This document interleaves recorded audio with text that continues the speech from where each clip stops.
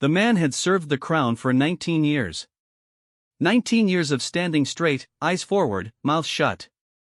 He had watched things happen inside those palace walls that most people would never believe, not because they were impossible, but because the world preferred its fairy tales clean and its royals polished.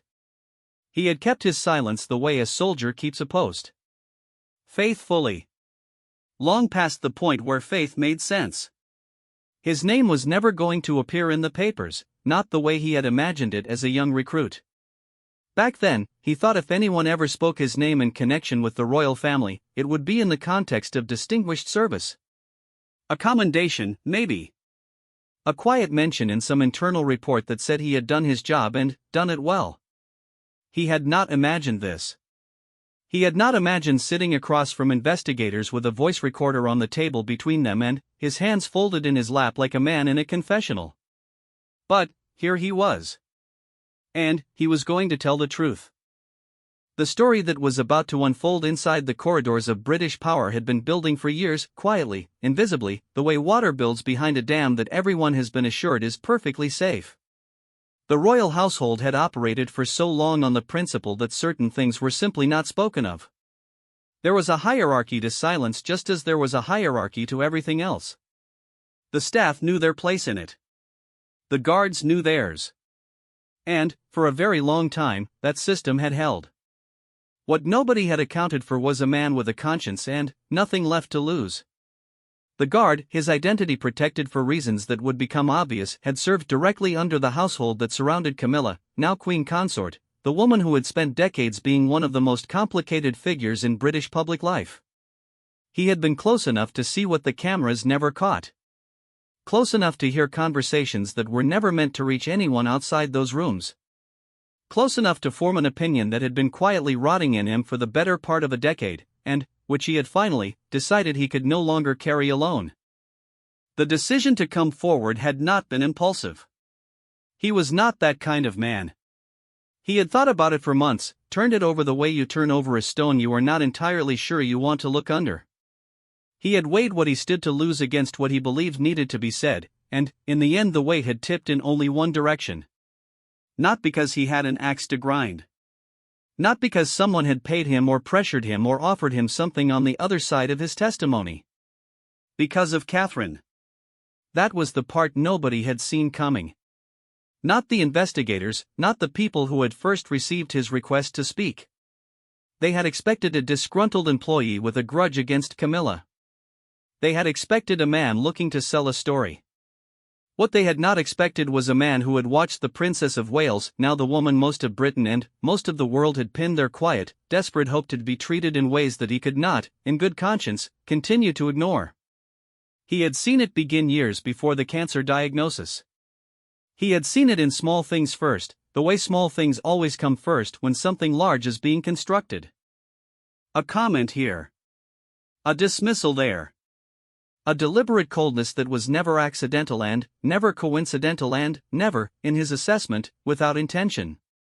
He had watched it escalate in ways that were subtle enough to maintain deniability but consistent enough that anyone paying attention, anyone with his particular vantage point, could trace the architecture of it. The architecture of it was deliberate. That was what he needed them to understand. This was not the organic friction of two strong personalities learning to share proximity and power. This was something with a shape. Something with a pattern. And the pattern pointed in one direction with a consistency that had eventually become impossible for him to explain away. Britain had watched Camilla's journey into the royal family with a complicated mixture of feelings. For the older generation, she represented the open wound of Diana, the woman who had existed in the marriage before the marriage had formally ended, the shadow that had never fully lifted even after Diana's death, even after Charles had finally been permitted to make official what many had long suspected was already true. For younger people, the feelings were more muted, more willing to accept that royal marriages were complicated and that people were complicated and that the past was the past. But, the past, as the guard knew better than most, had a way of continuing to breathe. He had been assigned to a rotation that meant he saw the household at its most unguarded. Not the public face, the waving, the smiling, the carefully orchestrated appearances that the press photographed and the public consumed. He saw the behind-curtain version. He saw who spoke to whom and who refused to. He saw where the warmth was genuine and where it was performed. He saw which members of the household staff were loyal to which principles and which ones operated in that gray zone of survivalism that characterizes so much of institutional service, saying what needed to be said to whoever currently needed to hear it. He had, over time, developed what he described to investigators as a working understanding of the power dynamics inside the household. And what he had come to understand, with a clarity that had only sharpened the longer he observed, was that Catherine occupied a position of extraordinary public strength and extraordinary private vulnerability simultaneously. The public loved her in that uncomplicated, almost desperate way that the British public reserves for a certain kind of figure, the one who seems real to them, the one who seems to be trying, the one who carries her dignity without making it feel like a performance. The private reality was more complicated. The tension between Camilla and Catherine was not a secret inside the household. It was the kind of open secret that everyone acknowledged to each other in careful, oblique language and that nobody would have dreamed of acknowledging publicly. Staff navigated it the way you navigate a room where two dogs have decided they don't trust each other, carefully, with attention to proximity and posture and the particular frequency of silence that precedes trouble. What the guard was alleging went beyond tension. He was alleging that Camilla had, on multiple documented occasions, taken actions specifically designed to undermine Catherine's position within the family structure. Not in the blunt, visible way that would have been easy to address. In the precise, deniable way of someone who understood the system well enough to operate within its blind spots. Information withheld. Access quietly obstructed. Narratives shaped in rooms where Catherine had no representative and no voice. He had seen the specific incident that had finally broken his resolve to stay quiet approximately 18 months before his testimony. He would not describe it in full, not to the investigators and not to anyone else at that stage, but he described its outline with enough specificity that the people listening understood immediately why it had affected him the way it did. It had involved Catherine at a moment of personal vulnerability. It had involved a decision made above her that she had not been consulted about. And it had involved Camilla in a role that was, on its face, procedurally appropriate but, which the guard was prepared to swear, under whatever oath was required, had been deliberately maneuvered. The aftermath had been something he could not stop seeing. Catherine's face, in the moment she understood what had happened. The way she had composed herself. The particular stillness of a person who has learned to receive bad news in front of witnesses and give nothing away. He had been close enough to see what the stillness cost her. He had been close enough to see her breathe through it, and to see the moment when she chose, consciously, visibly, at a cost he could only imagine, to swallow what she was feeling and continue. That image had stayed with him every day since. The investigators who received his initial testimony were experienced people who had heard many things in the course of their work. They were not, as a professional matter, easily surprised. But the specific details the guard provided, the dates, the names, the logistical particulars that could only have come from someone who was actually there, produced a quality of attention in the room that was different from ordinary attention. This was the attention of people recalibrating. People revising, in real time, the picture they had previously held. There were questions. Careful ones. He answered them with the precision of a man who had been rehearsing in his head for a long time and who had decided that if he was going to do this, he was going to do it completely. He did not hedge. He did not qualify things he did not need to qualify. He did not soften the edges of what he had seen in the way that people sometimes do when they are uncertain of the reception they will receive. He was certain. And the certainty was, in its own way, the most unsettling thing in the room. Because the things he was describing, if they were true, and if they could be substantiated, and if they were eventually brought into any kind of formal or public accounting, those things had implications that ran far beyond office politics and palace intrigue. They implicated the question of how power was actually organized inside the most scrutinized family in the world. They implicated the question of what Catherine had been dealing with during a period when the public understanding of her life had been entirely structured around her illness and her recovery and the courage with which she had faced both. They implied that she had been facing something else at the same time. Something nobody knew about. Something that the man with 19 years of service and nothing left to lose had just put on record.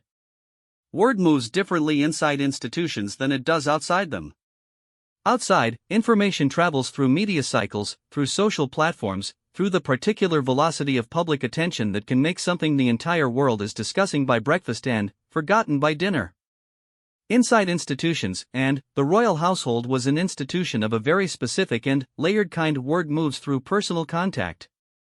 Through the careful, face-to-face transmission of information between people who trust each other enough to speak and who understand exactly what the speaking means. The testimony did not stay contained for long. Not because anyone was careless with it, but because the thing about genuinely significant information is that it has a gravitational pull. It draws people toward it. It circulates because it must. Because the people who receive it cannot entirely process it alone and must, even if only in the most careful and oblique way, share the weight of it with someone else. And so, within a time frame that the guard himself had perhaps underestimated, the existence of his testimony, not its full content, but its existence, its general shape, the fact of what it concerned, reached the ears of someone in the household who understood immediately and completely what it meant. And that someone, by the end of the same week, reached Charles. King Charles III had become, in the years since his accession, a figure who carried his position with what most observers described as a kind of hard-won gravity. He had waited a very long time to be king. He had buried his mother. He had navigated the transition with what even his critics acknowledged was a dignity that surprised them. He had taken on the weight of the crown in the full understanding that it was weight, that it pressed on a person, that it required a particular quality of endurance that was different from ordinary endurance. He was, by any measure, a man who had learned to absorb difficult things. But the report that reached him, in whatever form it reached him, through whatever intermediary, with whatever degree of detail, was not an ordinary difficult thing. It was his wife. It was the woman he had loved in the complicated, embattled, entirely imperfect way that had defined the emotional center of his adult life. It was the person whose rehabilitation in public perception had been one of the genuine accomplishments of his accession period, not manufactured, not forced, but allowed to develop as Camilla had stepped into the role with something that looked, to most people watching, like genuine commitment and appropriate grace. And it was his daughter-in-law. The woman his son had chosen. The mother of his grandchildren. The person who, if the trajectory of public feeling continued in its current direction, would one day be queen, and who was already, in a very real sense, the emotional lodestar of the institution's future. The space between those two loyalties was not a comfortable space. It was, in fact, the least comfortable space Charles had occupied since becoming king. He did not respond immediately. That was not his way, and it was not, in this instance, the right way. There were things to be verified. There was information to be assessed. There were questions about the source, about the testimony's scope, about what had actually been said in what room and what the evidentiary weight of a single guard's account actually amounted to in the absence of corroboration. All of that was true. And, underneath all of that, in the place where Charles actually lived when nobody was looking, there was something else. He had known something was not right for longer than he wanted to admit, even to himself. Not the specifics. Not the particular incidents the guard had described. But the temperature of things. The particular frequency of tension that surrounds a family system when something is wrong, but nobody is saying so because the cost of saying so is too high for any single person to absorb alone. He had felt it. He had told himself there were explanations. That family systems are complicated. That women of strong personality and different generational backgrounds and different relationships to power do not always move easily in the same orbit. That friction is not the same as something worse than friction. He was beginning to understand, telling himself a story. The story was no longer available to him. Catherine, in the days after the testimony began circulating in its careful, institutional way, had made a decision of her own. She had not sought a confrontation. She was not, by nature or by training, a person who sought confrontations. She had been required to learn a different approach to impossible situations. The approach of the long game. The approach of absolute internal clarity expressed through impeccable external composure. But she had made a choice about where she stood. And the people closest to her, the small, trusted circle that any person of her position maintains not out of formality but out of the basic human requirement for someone to be honest with, those people knew what the choice was. She was not going to pretend she didn't know what she knew. She was not going to perform gratitude for kindnesses that had not been kind. She was not going to navigate this the way it had always been expected that she would navigate difficult things within the family, quietly, diplomatically, with her discomfort filed away in the private drawer where the institution preferred its uncomfortable truths to live. She had chosen her side. Not against the crown. Not against Charles, whom she loved in the particular, complicated way that a daughter-in-law loves a father-in-law when both of them have been shaped by the same extraordinary pressures and both of them carry the knowledge of what the institution demands and what it costs. Not against the monarchy or its future, which she had given enormous portions of herself to serve. But she had chosen. And the choosing, quiet as it was, unspoken in any public way, expressed only in the changed temperature of certain rooms and the particular quality of certain silences, had sent a tremor through the household that everyone with any sensitivity could feel. The question now was what Charles would do with what he knew. There is a particular quality to the silence that settles over a powerful institution when something has shifted, but nobody has yet said so out loud. It is not a comfortable silence. It is the silence of held breath. Of people moving through familiar spaces with newly uncertain knowledge of what those spaces mean. Of conversations that stop just slightly too early when certain people enter the room. It is the silence of a system that has been disturbed at a foundational level and does not yet know what shape it will reassemble itself into. The royal household had that quality in the weeks after the guard's testimony began its invisible circulation. The staff felt it first, the way staff always feel things first in any large institution. They had the most granular access to the texture of daily life inside the household, and they registered the changed texture before anyone had given it a name. There were people who had previously moved easily between the two orbits, Camilla's and Catherine's, who found themselves navigating a new geography. A geography in which certain routes had become more complicated. In which the familiar shortcuts of institutional life had suddenly acquired edges. Nobody said anything directly. That was not how it worked. That had never been how it worked. But the way a housekeeper adjusts her timing to avoid a particular corridor. The way a personal assistant chooses to delay delivering a message rather than walk through a room where the atmosphere has the particular density of something unresolved. These small tactical adjustments communicated everything that protocol prevented from being spoken. The investigators working with the guard's testimony were, in the meantime, doing what investigators do. They were pulling on threads. They were comparing what he had told them against what could be independently verified, the public record, the dates of certain events, the documented movements of key individuals at the times he described. They were looking for the corroborating texture that turns a single account into something with genuine evidentiary weight. They found more than they had expected. Not in the dramatic form of smoking gun documents or recorded conversations. The world of institutional wrongdoing at this level does not typically produce smoking guns. It produces patterns. Coincidences that accumulate past the point where coincidence remains a satisfying explanation.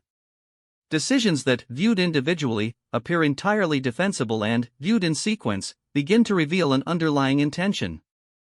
There were staff members, some currently serving and some not, who had stories that aligned with the guard's account in their general shape without having been coordinated with his. There were instances where the same dynamic he described, the subtle obstructing, the information asymmetry, the maneuvering in rooms Catherine wasn't in, had been registered by other people from other vantage points. Nobody had seen exactly what he had seen. But multiple people had seen different facets of the same thing. That is how institutional behavior works. It is rarely witnessed whole by a single pair of eyes. It is assembled afterward, the way you assemble something from a photograph that was taken from too close, stepping back, gathering the pieces, eventually arriving at the picture that was always there but that required distance to see. The picture that was assembling itself was not a comfortable one. Camilla's team, which was sophisticated and well-staffed and had been navigating the turbulent waters of royal public relations for long enough to have developed genuine expertise, became aware that something was in motion before they understood exactly what it was. There are always signals. There are always the small disruptions in the usual flow of communication and access and goodwill that indicate that somewhere, in some room, a conversation has happened that has altered the landscape in ways not yet visible to everyone. They noticed the signals. The response was measured, at first. Quiet inquiries through the appropriate channels. An assessment of what was actually known versus what was rumored versus what was being amplified by the particular anxiety that attaches itself to any institution operating under scrutiny. The initial read, before the fuller picture emerged, was that this was manageable. That this was the kind of thing that had been managed before. That the apparatus of institutional protection which had functioned for so long and, with such reliable effectiveness, would function again. That read was revised. When the specific nature of the testimony became clearer, when the dates and the names and the particular incidents the guard had described were understood in their full specificity, the quality of the response inside Camilla's orbit changed. It shifted from the measured confidence of people managing a familiar kind of problem to something that had more urgency in it. More concern. The kind of concern that arrives when you realize that what you are dealing with is not what you initially assessed it to be. The guard had been in that household for 19 years. He had seen things from a position of proximity that very few people ever occupied. And he had, it was becoming clear, kept extraordinarily careful track of what he had seen. The particularity of his account, the specific quality of it, the detail that could only exist in the memory of someone who had understood, even in the moment, that what they were witnessing was significant, was not the particularity of a fabricated story. Fabricated stories have a smoothness to them. A too neat quality. This account had the roughness of real memory. The way real things are remembered unevenly, with some moments in sharp focus and others in softer relief, with the particular weight distribution of something that was actually lived.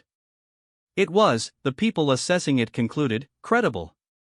Charles had, by this point, been living with his knowledge for nearly 3 weeks. 3 weeks is not a long time in the life of a monarchy, which operates across centuries and, for which the concept of urgency has a different meaning than it does for ordinary institutions.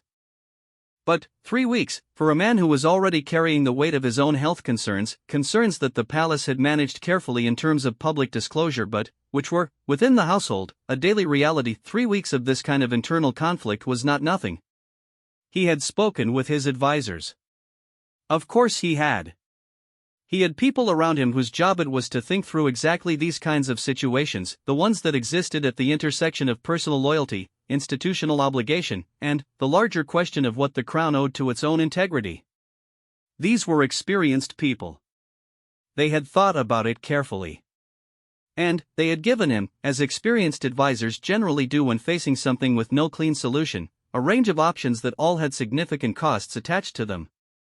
The option of doing nothing, of treating the testimony as unverified, of maintaining the position that institutional loyalty required a certain degree of epistemic conservatism before any action was taken, had a surface logic that the advisors were honest enough to present.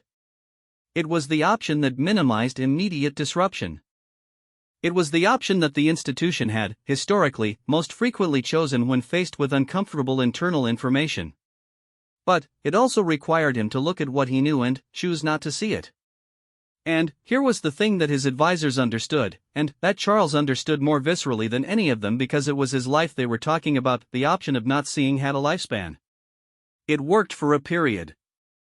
And then, the thing you had chosen not to see became impossible to ignore, and the cost of ignoring it had compounded with interest during the period of not seeing, and you ended up paying more than you would have paid if you had simply seen clearly from the beginning. He had learned this. He had learned it in the way that tends to produce the most durable learning, through experience. Through the experience of things he had not seen clearly enough and soon enough and honestly enough, and through the cost of that failure, which had been paid by people he loved and which he had carried since. He was not going to make that mistake again. The conversation between Charles and Camilla was not a conversation that anyone outside it will ever fully know. That is the nature of conversations that happen at the center of things. They are the conversations that shape events without ever entering the record in the way that public statements and formal decisions do. They happen in private.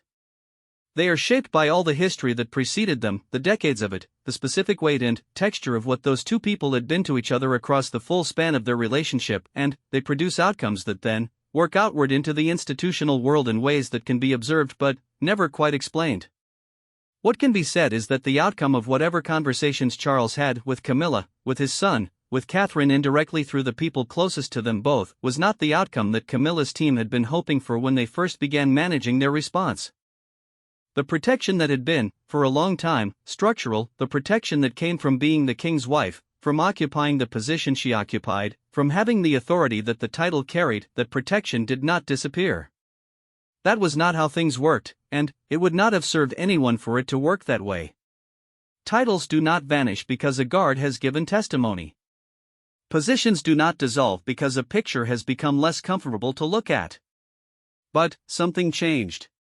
The quality of Charles's engagement with the situation around Catherine changed. The particular attentiveness that a king can extend, when he chooses to a member of his family, the attentiveness that signals where his actual concern lies, beneath the formalities and the managed appearances, that attentiveness shifted in a direction that people close to the situation noticed and registered even when they could not have said precisely what they were noticing. Catherine herself noticed.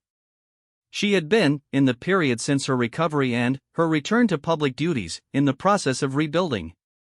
That word is too simple for what it actually describes, which was a comprehensive re-engagement with her life and her role and her sense of what those things meant and what they were worth. She had come through something that changes a person irrevocably, not just the physical experience of illness and treatment, but the particular experience of facing that while also managing the public implications of it, while also being a mother and a wife and a royal and a person navigating her own complicated family geography. She had come through it with something that people close to her described as a new clarity. Not a harshness. Catherine was not, by nature or by character, a harsh person.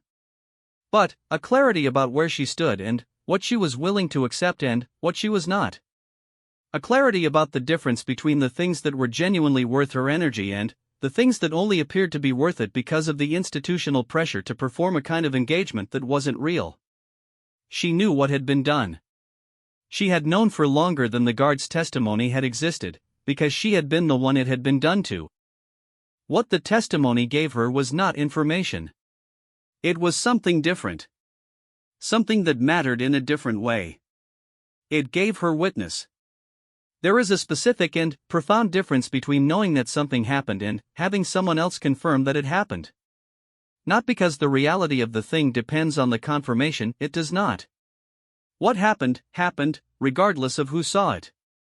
But the experience of being the only person who knows that something real occurred has a particular weight to it.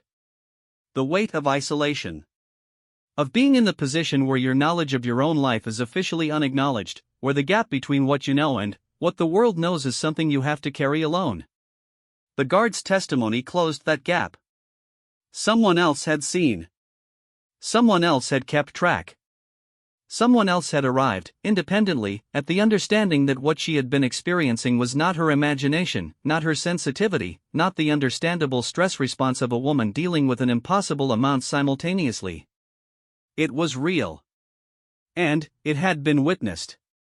The effect of this on Catherine was not dramatic in any external sense. She did not become a different person. She did not suddenly express things she had previously suppressed. She continued to conduct herself in the way that had become characteristic of her, with composure, with consideration, with the particular brand of warmth that was genuine to her nature and that the public responded to because they could feel its authenticity.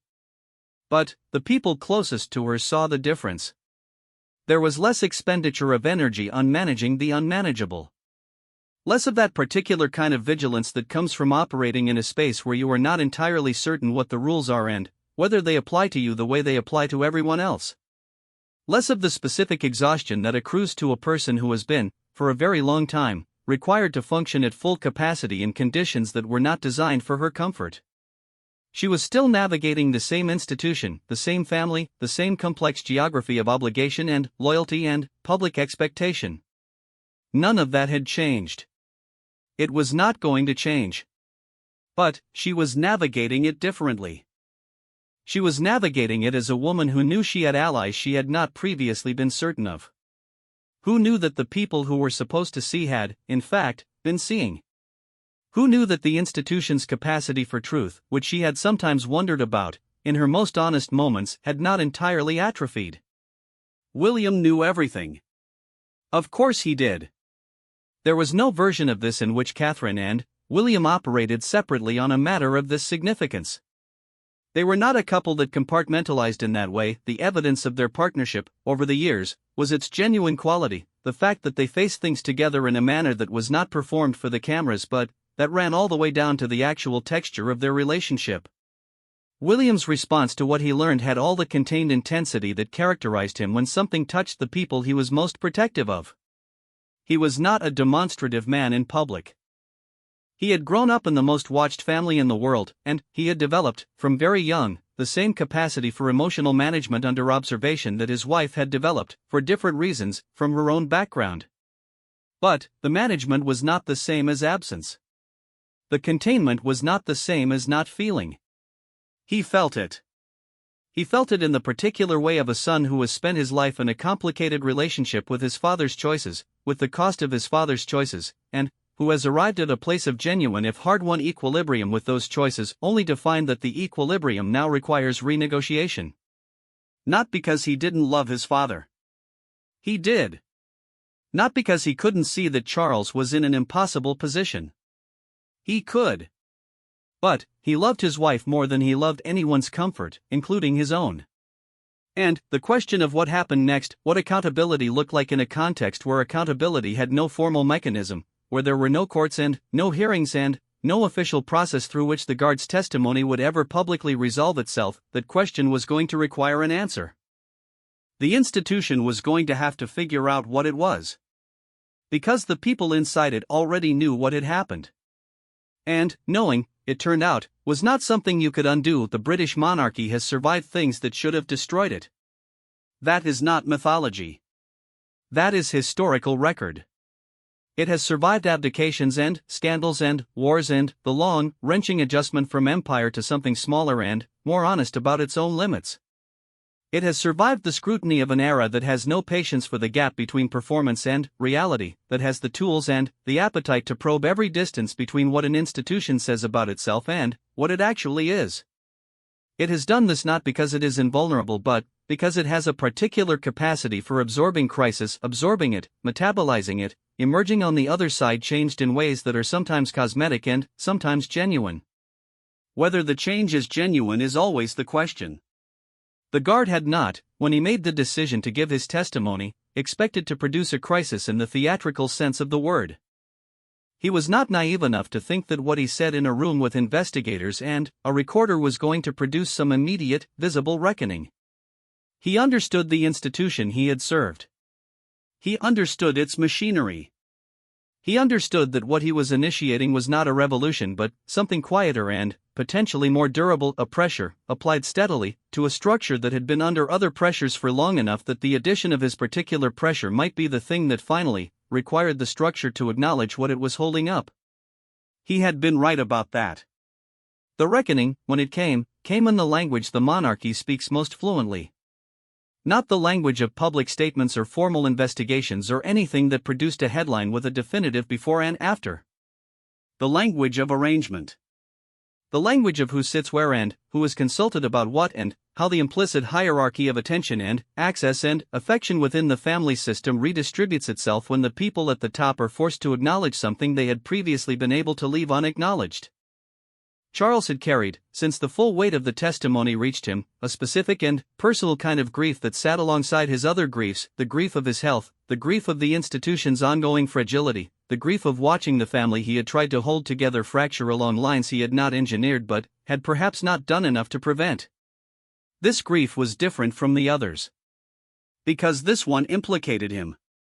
Not in the events themselves, the specific incidents the guard had described. His involvement in those was, at worst, the involvement of a person who had trusted where he should have verified, who had allowed his personal loyalty to function as a kind of willful blindness. That was not innocence.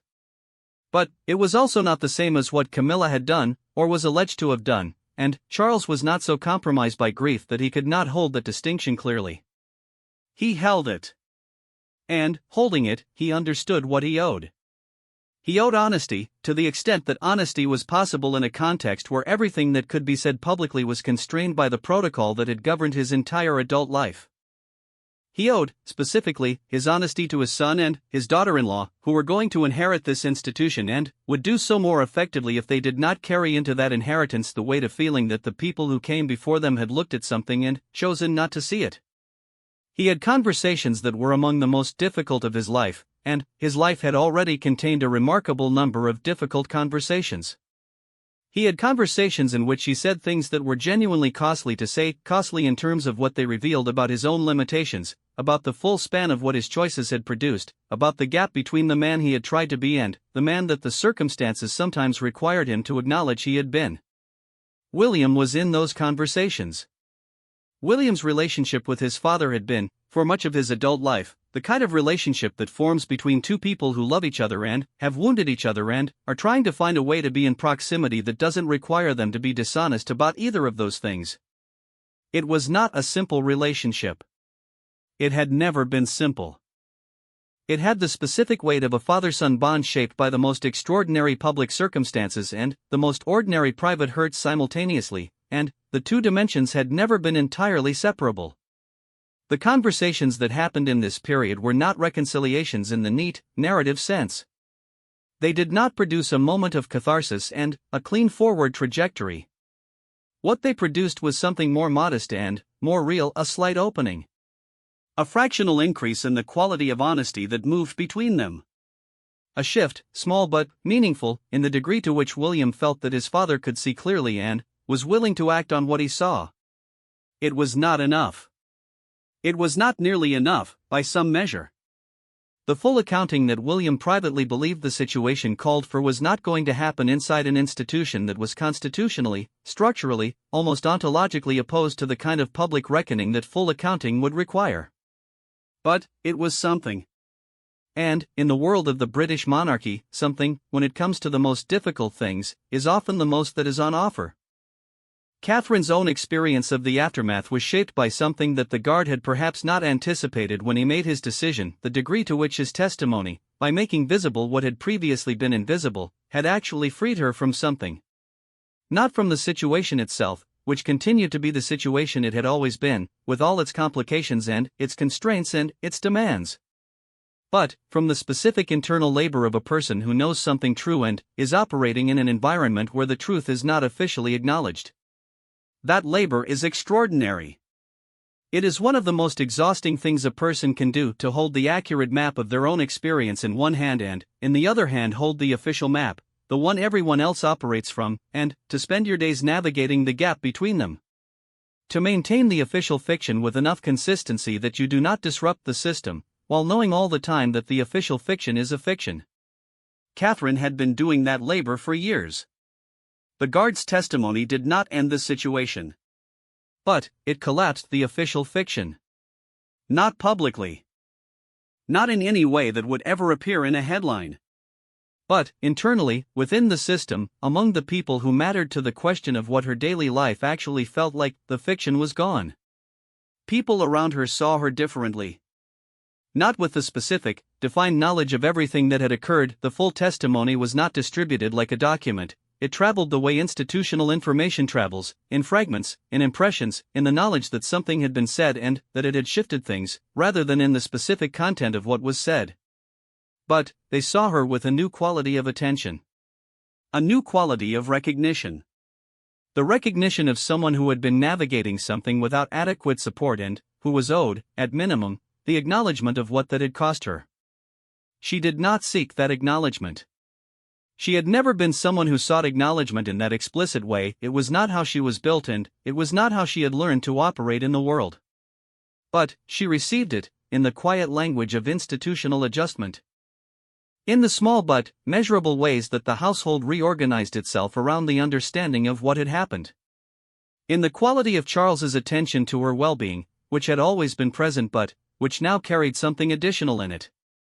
The particular quality of attention from a man who was trying to do right by someone he understands he did not fully protect when protecting was what the situation required. Camilla continued to be queen consort. That did not change. That was not going to change. The idea that a guard's testimony, however credible, however specific, would produce a formal alteration in Camilla's title or her standing where the constitutional reality of her position was not a realistic possibility and had never been one. The system does not work that way. The system preserves its structures even when the people inside those structures have been compromised, because the structures are believed to be more important than the people, and because the alternative, a system that dissolves its own architecture in response to individual conduct, would create instabilities that the institution has spent centuries learning to avoid. But power is not only title. And the thing that shifted around Camilla, in the aftermath of the testimony's invisible circulation, was not her title. It was something more subtle and, in some ways, more consequential. The quality of trust that she had been extended, not the formal trust, the institutional trust, but the personal trust, the particular quality of confidence and warmth and genuine closeness that had characterized her relationship with the person who mattered most to her position, that quality changed. Charles did not become cold to her. He was not constituted for coldness. He was not going to become, at this stage of his life and this stage of his marriage, a man who expressed his hurt and his disappointment through emotional withdrawal, because that was not the kind of man he had ever been and was not going to become now. But there was a recalibration. There was the specific recalibration that happens between two people who have been intimate for a long time when one of them has understood something about the other that they had not previously allowed themselves to understand fully. It changes the geometry. Not dramatically, not in a way that casual observers could have identified. But the geometry changed.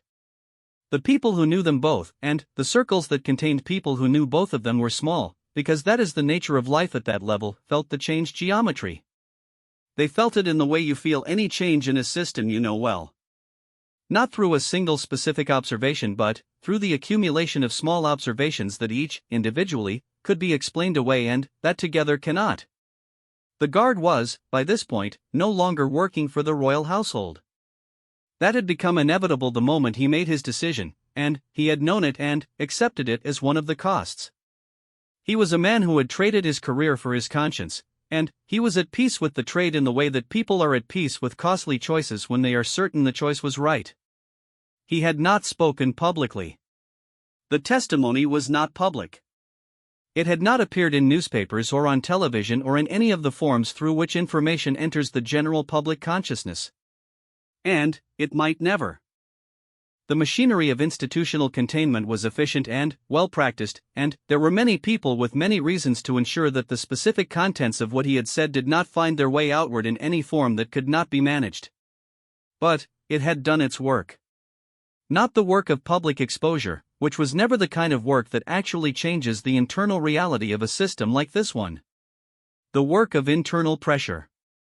The work of making visible what had been operating in the darkness of institutional invisibility. The work of giving language, specific, dated, witness language, to a pattern of conduct that had been, until he spoke, successfully unnameable. Once named, things cannot be unnamed. That is the particular permanence of testimony. It does not matter, in the end, whether it ever reaches a wider audience. The naming has happened. The people who needed to hear it have heard it. The adjustments that needed to be made have begun to be made, imperfectly, incompletely, in the way that all adjustments inside institutions of this kind are made imperfectly and incompletely and, still, in their imperfection, with some genuine meaning in them. The public, watching the royal family in the months that followed, saw what they always saw. They saw Catherine, looking stronger and more grounded than she had at any point in the years preceding her illness, something that observers attributed to her recovery and to the clarity that illness is sometimes said to produce in people who come through it. They saw her at events beside William, and the quality of what was between them was something that made people feel, watching, that whatever the monarchy's future looked like, this was what would carry it. Not the ceremony. Not the tradition. This, the thing that was clearly real between these two people, the mutual recognition, the shared weight, the partnership that had been tested in every possible direction and had held. They saw Camilla performing her role with the practiced capability that she had brought to it from the beginning. They saw Charles, looking as he often looked, somewhat burdened, as any man would who carried what he carried, but present and committed in the way that had characterized his approach to the crown since the moment it became his. What they did not see was the altered geometry. What they could not see was the specific, invisible shift in how the household had reorganized itself around a truth that had been brought into the light by a man with 19 years of service and no remaining reason to stay quiet. What they could not see was Catherine, in the private geography of her daily life, moving through spaces that felt fractionally different than they had, not because the spaces had changed but because she had. Because the specific exhaustion of unwitnessed truth had been lifted from her in a way that nothing external could have predicted and nothing external could fully describe. What they could not see was Charles sitting with his knowledge and his grief and his recalibrated understanding of the people around him, doing what kings must do with impossible things, holding them, integrating them, trying to act from the understanding they produce without allowing the acting to destabilize the larger structure that more people than just him were depending on. And what they could not see was William. William, who had understood from very young that his life was going to require him to hold extraordinary things with apparent ease. Who had watched his mother hold extraordinary things and, then, watched what happened when the holding became too much. Who had made, somewhere in the formation of his own character, a decision about what kind of man he was going to be inside the institution that was his inheritance, not despite its demands but clear-eyed about them, clear-eyed about what he owed to it and what he owed to himself and to the people who depended on him for something more than the performance of the role. He had chosen, in his own quiet, entirely unspectacular way, to be a man who saw things clearly. He had looked at what the guard's testimony revealed about what his wife had been living inside, about the gap between the official picture and the actual one, about the specific conduct that had contributed to that gap and the specific people responsible for it. He had looked at it without flinching. And, then, he had done what he always did with the things he saw clearly. He had held his wife's hand. He had looked at her in the way that means I know. He had said, without saying anything, because that was how they communicated the things that mattered most, that she had not been alone in it, even in the periods when she had felt most alone. That the truth of her experience was, and had always been, the truth. That the institution's failure to acknowledge it for as long as it had was the institution's failure and not hers. That she had been seen. That was the ending, if endings exist in stories like this one. Not a dramatic reckoning. Not a public confession.